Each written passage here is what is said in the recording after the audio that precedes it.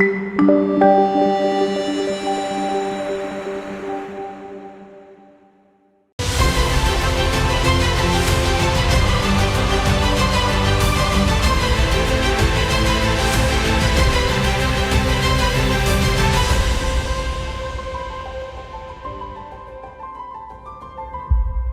this is Gwen Womack, and thank you so much for joining us. Today, we are going to be reading Psalms 67, 68, and 69. God be merciful unto us and bless us, and cause his face to shine upon us. Selah. That your way may be known upon the earth, your saving health among all nations. Let the people praise you, O God. Let all the people praise you. Oh, let the nations be glad and sing for joy, for you shall judge the people righteously and govern the nations upon the earth. Selah. Let the people praise you, O God. Let all the people praise you. Then shall the earth yield her increase, and God, even our own God, shall be blessed. God shall bless us, and all the ends of the earth shall fear him. Psalms 68. Let God arise. Let his enemies, let them be scattered. Who hate him, flee before him. As smoke is driven away, so drive them away. As wax melts before the fire, so let the wicked perish at the presence of God. But let the righteous be glad. Let them rejoice before the Lord, our God. Yet let them exceedingly rejoice. Sing unto the Lord. Sing unto God. Sing praises to his name. Extol him, who rides up on heaven by his name, Jah, and rejoices before him. A father of the fatherless, a judge of the widows is God in his holy habitation. God sits the solitary in families. He brings out those who are bound with chains, but the rebellious dwell in a dry land. O God, when you went forth before your people, when you did march through the wilderness, Selah. The earth shook. The heavens also dropped at the presence of God. Even Sinai itself was moved at the presence of God of Israel. You, O God, did send a plentiful rain, whereby you did confirm your inheritance when it was weary. Your congregation has dwelt therein. You, O God, have prepared of your goodness for the poor. The Lord give the word, great was the company of those who published it. Kings of armies did flee apace, and she who tarried at home divided the spoils. Though you have lean among the pots, yet shall you be as the wings of a dove, covered with silver, and her feathers with yellow gold. When the Almighty scattered kings in it, was white as snow in summer. The hills of God as the hills of Bashan, and as high as the hills as Bashan. Why leap yet high hills. This is the hill which God desires to dwell in. Yea, the Lord will dwell in it forever. The chariots of God are 20,000, even thousands of angels. The Lord is among them, as in Sinai, in that holy place. You have ascended on high. You have led the captive captive. You have received gifts from men, yea, for the rebellious also, that the Lord God might dwell among them. Blessed be the Lord, who daily loads us with benefits, even God, the God of our salvation. Selah. He who is our God is the God of salvation. Unto the God, the Lord, belongs the issues from death. But God shall wound the head of his enemies, and the hairy scalp of such as one as goes in his trespasses. The Lord said, I will bring again Bashan, and I will bring my people again from the depths of the sea, that your foot may be dipped in the blood of your enemies, and the tongue of your dog in the same. They have seen your goings, O God, even the goings of my God, my King, in the sanctuary. The singers went forth, the players on instruments followed. After among them were the damsels playing with trembles. Bless ye God in the congregation, even the Lord from the fountains of Israel.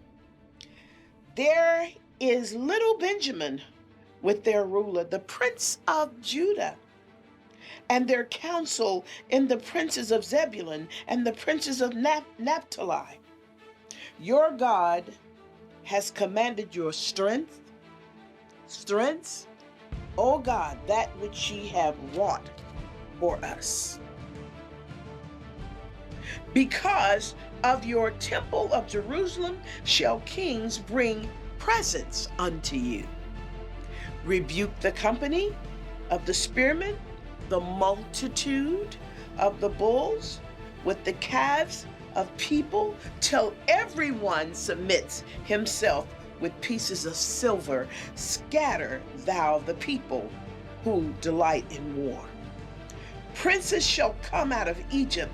Ethiopia shall stretch out her hand unto God. Sing unto God, your kingdom of earth. Oh, sing praises unto the Lord. Selah. To him who rides upon heavens, which were of old, lo, he does send out his voice, and that a mighty voice. Ascribe ye strength unto God. His excellence is over Israel. His strength is in the cloud. O God, you are terrible out of your holy place. The God of Israel is he who gives strength and power unto his people. Blessed be God. Save me, O God, for the waters are come unto my soul. I sink deep in mire, where there is no standing. I am come into deep waters where the floods overflow me. I am weary out of my crying. My throat is dried. My eyes fail while I wait for you, my God. They who hate me without a cause are more than the hairs on my head. They who would destroy me, being my enemies wrongfully, are mighty. Then I restore that which I took away. O God, you know my foolishness, and my sins are not hid from you. Let not them who wait on you, O Lord, God of hosts, be ashamed for my sake. Let not those who seek you be confounded for my sake, O God of Israel. Because of your sake, I have borne reproach. Shame has covered my face. I am become a stranger unto my brethren, an alien unto my mother's children. For the zeal of your house has eaten me up, and the reproach of them that reproached you are fallen upon me. When I wept and chastened my soul with fasting, that was to my reproach. I made sackcloth also my garment, and I became a proverb to them. They who sat in the gate speak against me, and I was a song of the drunkards. But as for me, my prayer is unto you, O Lord, in an acceptable time, O God, in the multitude of your mercy. Hear me in the truth of your salvation. Deliver me out of the mire, and let me not sink. Let me be delivered from them who hate me out of the deep waters. Let not the water flood over me, neither let the deep shallow me up, and let not the pit shut her mouth up on me. Hear me, O God, O Lord, for thy loving kindness is good. Turn unto me according to the multitude of your tender mercy, and hide not your face from your servant, for I am in trouble. Hear me speedily. Draw near my soul and redeem it. Deliver me because of my enemies. You have known my reproach and my shame and my dishonor. My adversaries are all before you. Reproach has broken my heart, and I am full of heaviness. And I look for some to take pity, but there are none. And for comfort, but I found none. They gave me also gall for my meat, and in my thirst they gave me vinegar to drink. Let their table become a snare before them, that which should have been for their welfare, let it become a trap. Let their eyes be darkened, that they see not, and make their loins continually to shake. Pour out your indignation upon them, and let your wrathful anger take hold of them. Let their habitation be desolate. Let none dwell in their tents, for they persecute him whom you smitten, and they talk to the grief of those whom you have wounded, and add iniquity unto their iniquity, and let them come not into your righteousness. Let them be blotted out of the book of the living, and not written in the book of righteousness. But for I am poor and sorrowful. Let your salvation, O God, set me up on high. I will praise the name of God with a song, and will magnify him with thanksgiving. This also shall please the Lord better than an ox or a bullock that has horns and hoofs. The humble shall see this and be glad, and your heart shall live that seek God. For the Lord hears the poor and despises his prisoners. Let the heaven and earth praise him. the seas and everything that moves therein. For God will save Zion and will build the cities of Judah, that they may dwell there and have in its possession. The seed also of his servants shall inherit it, and they shall love his name and shall dwell therein. I pray that this was a blessing to you and it has blessed me. Until next time, be blessed.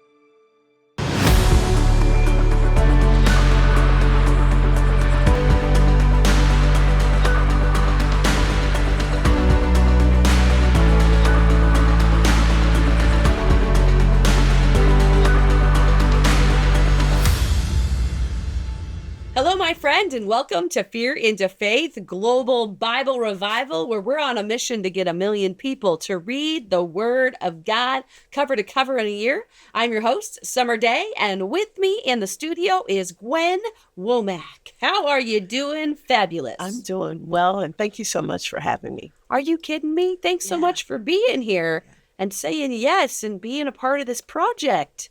I'm excited. I don't know very much about you at all, so I can't wait to hear more. Tell me, where are you from? Well, I'm actually, I live in the Arlington, Texas area by way of Charleston, West Virginia. Oh, born and raised Charleston, West Virginia? Well, born in Kentucky, went to Charleston, and moved to Texas 28 years ago with a Potter's House. Awesome. Are you married? Yes, I've been married to Wes Womack for 38 years. That's a little bit of time. Kids? We had 4 children, but we have parented 220 foster children, all females. Wait, hold on, stop. I have never heard of anything like this. Okay, we got to start with that story. You have fostered 220 females? Yes, and I currently have 5 daughters at home as we speak. Tell me all about this. How did this happen? Well, actually, it came as a... Can I ask you real quick? Did all 220 come through your home? Yes. Yes. Oh, my Lanta. Yes. Okay, yes. Tell me all the details. They came, I think, as a result. The Lord chose me to do it because of experiences that I had experienced most of my life. And I was just driving home one day, and the Lord said, "You're going to foster." I got extremely excited. Went home and told my husband, and he said, "Not tell the Lord, tells me." And because we had been empty nesters at that time, we just moved here, and we had been empty nesters for about 10, almost between 10 and 12 years. Wow. And so we got our first child probably within 3 months later. And how old was that girl? She was 16. And had been in a previous gang in Fort Worth area. And of course, after that first kid, then they kept calling and, "Will you take another one? Can you take another one?" And it's been 23 years this year. 23 years, 220. That's an average of how many a year? 10? Possibly. Yeah, and then some of them have stayed long periods of time. I think the longest one stayed 7 years. And then I currently have daughters at home now. One has been 4 years, and then there's 2 sisters that have been with me 3 years. So, how many of those 220 call you mom?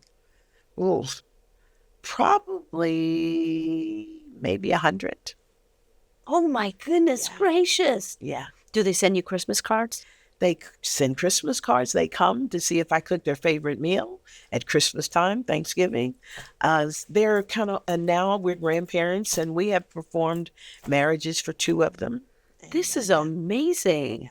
I've never heard of anybody fostering that many people. Is this a thing? Do you know other people who've done this? Well, initially we were going to do one. That was the goal, just to have one. But young God lady. has another plan. Yeah, totally. And of course, my background has been in social work, and but I had no idea it would go this long. Wow. And I'd asked many, many times if I could quit, and he said, "Not till I say so." So we're still going. What's the most amount of girls you had at one time? You have 5 right now. I always have 6. Usually 6. Usually 6. Okay. Yes. 6 is how you usually. What's the youngest and what's the oldest? that you've had? Currently, Or that you've ever had? normally, I would stay somewhere between 14 and 17. If you turn 18, that's Yeah. great. But 18, most young ladies think they have matured and arrived at 18. Yeah. So I don't go beyond that. But if you have a birthday while you're in the home, then that's fine. But now I have a 12-year-old. I have two 13-year-olds. I have a 14-year-old and a 17-year-old. Do they get along? They do. They do. I have most of my kids are straight A students. I have one that is graduating this year. She's going to UNT Denton. I have some that are in the band, a debate team, and so just a variety of different activities. I think that they are exposed to simply because when you're I think fostering is more than just taking kids. It's a really a ministry that affords you the opportunity to go inside and pull out what's been locked up and maybe reintroduce or introduce the kids to themselves.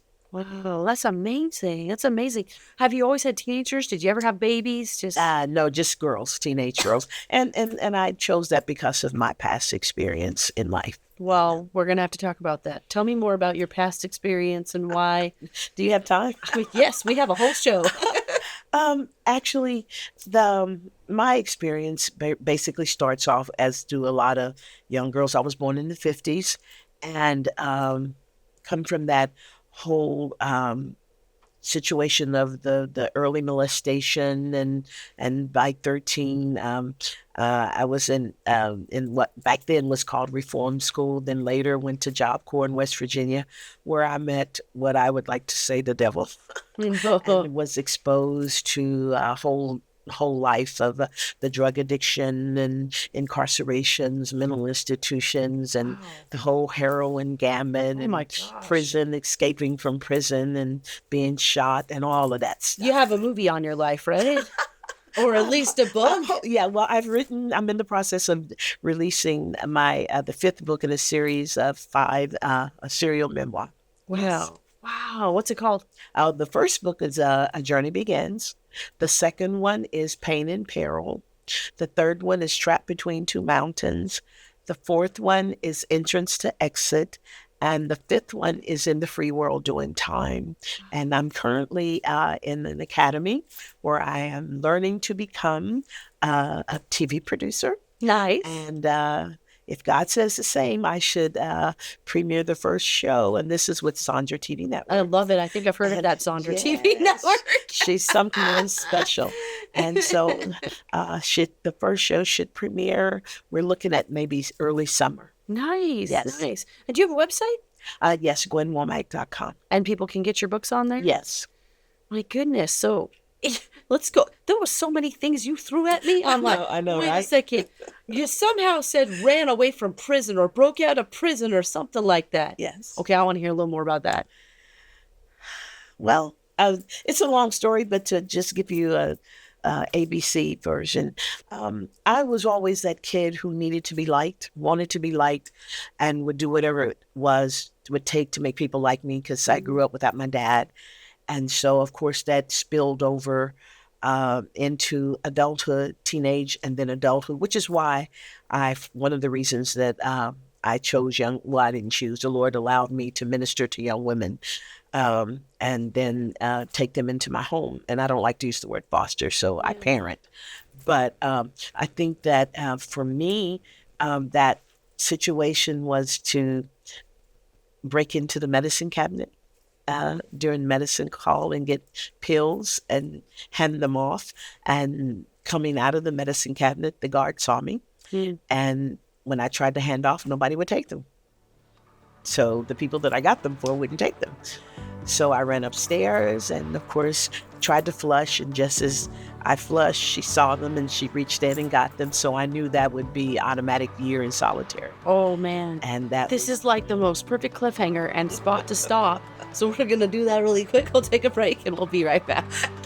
Oh, man. Kinky, curly, wavy, straight, no matter what texture of hair you have, your hair is uniquely you and can shine in its natural beauty, and you don't have to use harsh chemicals that hurt your hair to do it. Hair Rules has exactly what you need. Our non-toxic, nourishing blend of ingredients help you work with your unique hair texture and not against it. You've got beautiful and unique hair. It's time to start showing it. Visit ilovemytexture.com and treat your hair the way it deserves. Your choice, your hair, your rules. ilovemytexture.com.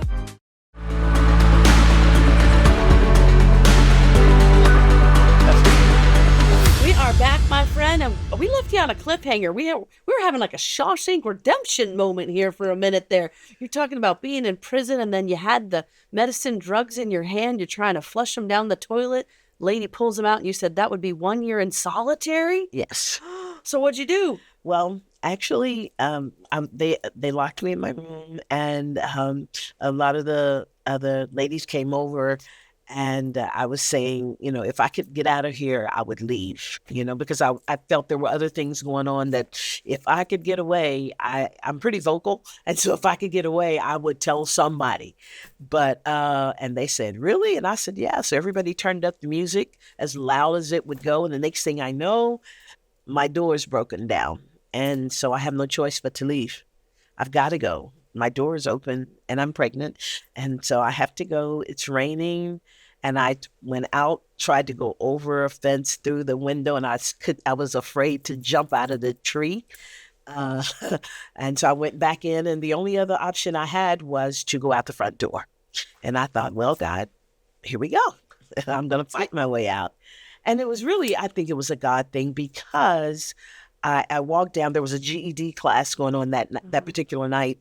And when I walked down, there was no one there except the maintenance person.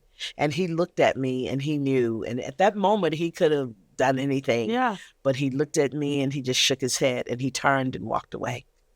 And when he walked away, I went out the front door thinking I'm going to have to go over the barbed wire fence. And I was prepared, to be cut up or whatever. But I mean, the door is down. I got to go. Yeah. And another God, I think the gates, the gate was left open because the people who come in for GED class, they did not shut the gate behind them. Oh my goodness. So I'm running through the cemetery in Hinton, West Virginia, about 100 miles away. Later, I'm in Charleston, West Virginia. And I stayed out for about a week, and then I turned myself in. Because I realized that it was just, I don't know what I'm doing. This is too much. This is not who I am. This is not how I want to live life. Come get me. Wow. But I knew I was going to go to solitary. I knew it. Did you? Yes. For how long? Yes. Well, because I was pregnant, I was only in 90 days. But it was a rough 90 days. Because they said I wasn't pregnant. And that's how they could keep me in there. And then, of course, when you're in solitary, you're by yourself. Shower once a week, and you get a Bible. And you count dots on the floor and on the wall and, all those things. And I don't think I've ever met anyone that was in solitary confinement. I mean, really, Shawshank, move over. When is your movie coming out? I don't know. I'm praying. Come on. Come on. This is unreal.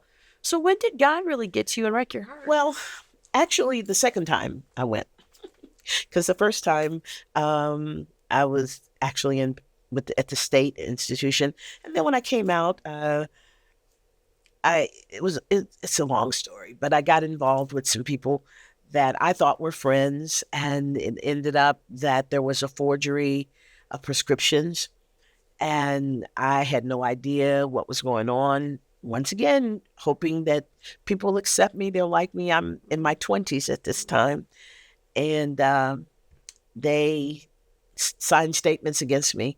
And at this time, I'm at Northeastern Business College. I'm trying to do well, and I'm singing with the group. I was singing with a little jazz group. And because I had previous, history, the judge decided I was a menace to society. This is only my second time. I'm not a menace. I'm not really a menace, but that was a long story because I was in 3 months in a... You can check out the rest of this interview right here or by going to BibleRevival.tv. And if this show has blessed you, you can help us bless others by partnering with us for as little as $20 a month and help us to expand the reach of this show. We'd also like to invite you to join our Kingdom Discipleship Program, where you have an opportunity to get on weekly Bible Zoom calls with us and people around the world to deep dive into His Word. And you can check all that out at BibleRevival.tv. I'll see you next time, my friend.